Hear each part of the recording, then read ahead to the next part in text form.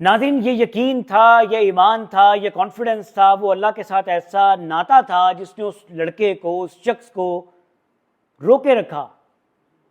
Immigration clear نہیں ہوئی، passport پہ نام کا ایشو آ گیا، حج کے لیے وہ شخص جا رہا تھا لیکن اس کو روک دیا گیا کہ آپ کے نام میں کوئی ایشو ہے۔ جہاز ٹیک آف کیا، فنی خرابی ہوئی، واپس آیا، فنی خرابی دور کی گئی، دوبارہ ٹیک آف ہوا، پائلٹ نے کہا جہاز پھر خراب ہے، دوبارہ واپس آیا، وہ شخص وہاں پہ موجود رہا۔ سول ایویگیشن ایئرپورٹ کا عملہ اس کو بارہا کہتا رہا کہ آپ گھر چلے جائیں، اگلے سال حج کی تیاری کریں، آپ کے نام میں ایشو ہے۔ اس نے کہا میں بیت اللہ کا حج کروں گا، میں اللہ کا مہمان بنوں گا۔ کیا کانفیڈنس تھا، کیا یقین تھا۔ جب تیسری بار دوبارہ جہاز لینڈ کیا تو پائلٹ نے کہا کہ جب تک وہ شخص جہاز میں نہیں بیٹھے گا میں دوبارہ ٹیک آف نہیں کروں گا۔ وہ شخص دوبارہ جہاز میں بیٹھا اور ہم نے دیکھا، پوری دنیا نے دیکھا، امت مسلمہ نے دیکھا، سوشل میڈیا کی زینت بنا۔ وہ شخص دوبارہ جہاز میں بیٹھا، ٹیک آف کیا اور بیت اللہ پہنچ گیا۔ یہ ایمان تھا، یہ یقین تھا۔ اللہ کے ہاں نہ جانے وہ شخص کتنا قریب ہوگا، وہ شخص کتنی درد رکھ کے، پیسے جوڑ کے اللہ کا گھر دیکھنا چاہتا تھا۔ اسے اپنی بات پر، اپنے جملوں پر کتنا کانفیڈنس تھا۔ وہ بیٹھا رہا، وہ ایئرپورٹ سے گیا نہیں۔ شاید ہم میں سے کوئی شخص ہوتا تو وہ کہتا ٹھیک ہے، کوئی بات نہیں، میں گھر چلا جاتا ہوں، اگلے سال دیکھی جائے گی۔ لیکن وہ شخص وہیں رہا۔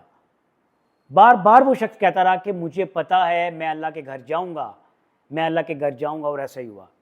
یہ ایمان کی طاقت ہے، یہ یقین کی طاقت ہے۔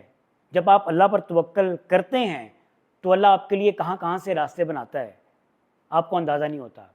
اسی طرح ایک شخص ایسا تھا جس کے گاؤں میں، دیہات میں ایک ڈرون اڑتا ہوا آیا، اور اس شخص نے، جو ڈرون فلائی کر رہا تھا، اسے کہا کہ کیا یہ ڈرون مجھے اللہ کے گھر لے جائے گا؟ میرے پاس پیسے نہیں ہیں۔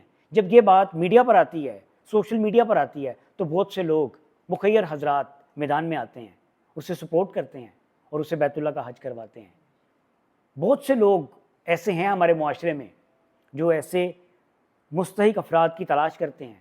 دوسری جانب آپ کو یاد ہوگا کہ ایسے بزرگ رمضان میں آج سے 2 سال قبل وائرل ہوئے، ایک سعودی نے ان کی ویڈیو بنائی، مسجد نبوی صلی اللہ علیہ وآلہ وسلم میں وہ بزرگ باہر نکل رہے ہیں، ان کے ہاتھ میں ایک چھڑی ہے، سر پہ امامہ پہنا ہوا ہے، اور کسی نے یہ کہہ دیا، کیپشن یہ دے دی کہ ہو سکتا ہے کہ اللہ کے رسول صلی اللہ علیہ وآلہ وسلم کے دور میں صحابہ ایسے ہوتے ہوں۔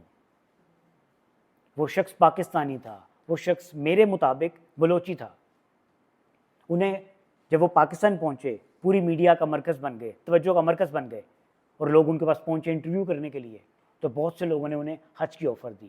تو ایسے بہت سے مخیر حضرات موجود ہیں جو ایسے لوگوں کی تلاش کرتے ہیں، اور خاص طور پر جن کا رشتہ اللہ کے ساتھ مضبوطی سے جڑا ہوتا ہے، ان کے منہ سے جو کلمات نکلتے ہیں اللہ انہیں پورا کرتا ہے۔ آپ بھی دعا کیجئے، سب کے لیے دعا کیجئے کہ اللہ کم از کم زندگی میں ایک بار موت سے پہلے اپنے گھر کا دیدار کروائے۔ اپنا خیال رکھیے گا، اللہ حافظ۔